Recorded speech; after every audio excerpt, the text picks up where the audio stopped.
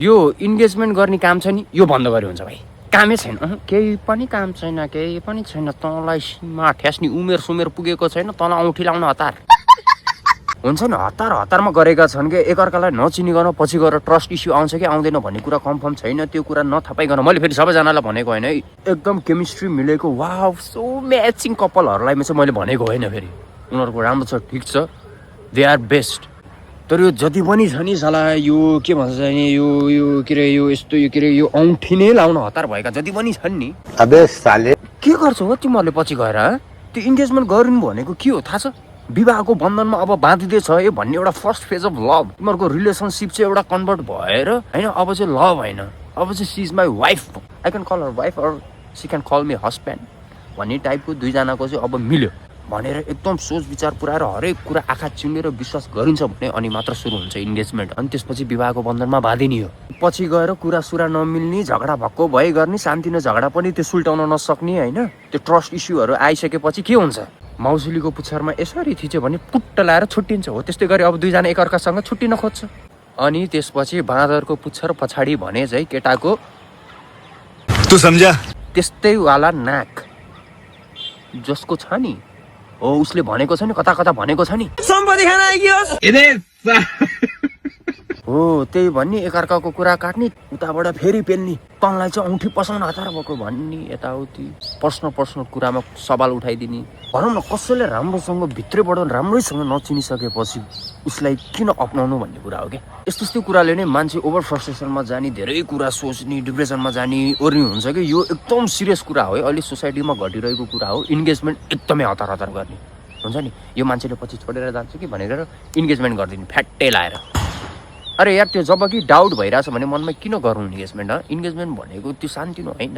त्यसपछि तिमीहरू एउटा विवाहको बन्धनमा बाँधिँदैछौ भन्ने चाहिँ हो यो अब चाहिँ कन्फर्म हुँदैछ तिमीसँगै लाइफ बिताउने भनेर अनि त्यो भइरहेछ भने तत्तर मम भनेर दिनरात बिताउने गर्ने गऱ्यो भने त काम छैन नि जिन्दगी पो बिताउने हो त फेरि इन्गेजमेन्ट गर्नुको फाइदा पनि छ है फेरि कपाललाई होइन साथीभाइहरूलाई इन्गेजमेन्ट गर्ने एउटाले बजाउने अर्कोले मतलब दारू जाँड जडियाहरू साला मिस्त्रीहरू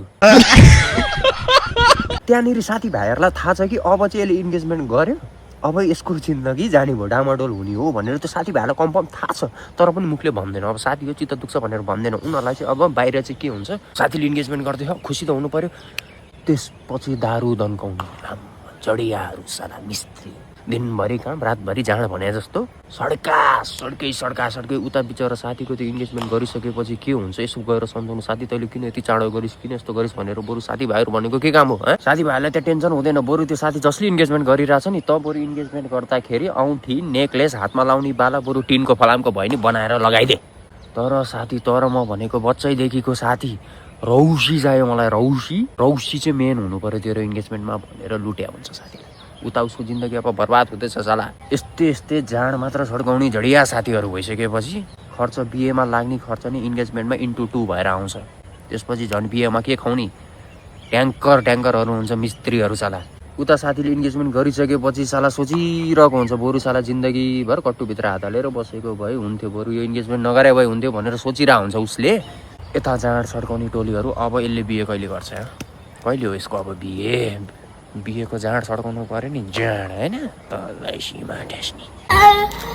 गाइस धेरै भन्नु केही पनि छैन फेरि मैले सबैजनालाई भनेको होइन कसैको इन्गेजमेन्ट यस्तो हुँदाखेरि सोसाइटीमा घटिरहेको घटना हो त्यही भएर त्यसलाई नै रिलेट गरेर मैले भनेको हो मन मिल्ने मान्छेहरू भेटिन्छ एकदम टाइम लाग्छ र यस्तो कुराहरू पनि टाइम लिएर गर्नुपर्छ भन्न मात्र खोजेको हो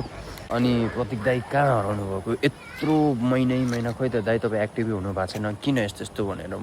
भन्नु भएको थियो भनौँ न होइन पहिला जस्तो खोइ त भनेर जोस तागर खोइ त दाइ तपाईँ किन सेलाउनु भएको भन्दै त सेला खाएन क्या अब उम्लिसकेँ यहाँ ग्यास ठुलो पारिसकेँ मैले बुझ्यौ नि पहिला ग्यास सानै थियो अब उमालिसकेँ मैले है उम्लिसक्यो त्यही हो अब नेक्स्ट टपिक चाहिँ के को बारेमा अब बोलौँ त अहिले के भइरहेछ होइन यसो कमेन्टमा लेख्नु होइन जसको कमेन्टमा धेरै लाइक आउँछ नि त्यो एउटा टपिक लेख्नु पऱ्यो जस्तै यो इन्गेजमेन्टको मैले अहिले बोलेँ अब त्यस्तै गर्ने नेक्स्ट टपिक कमेन्टमा लेख्नु के को बारेमा बोलौँ होइन जसको कमेन्टमा धेरै लाइक आउँछ त्यसकै भिडियो आउँछ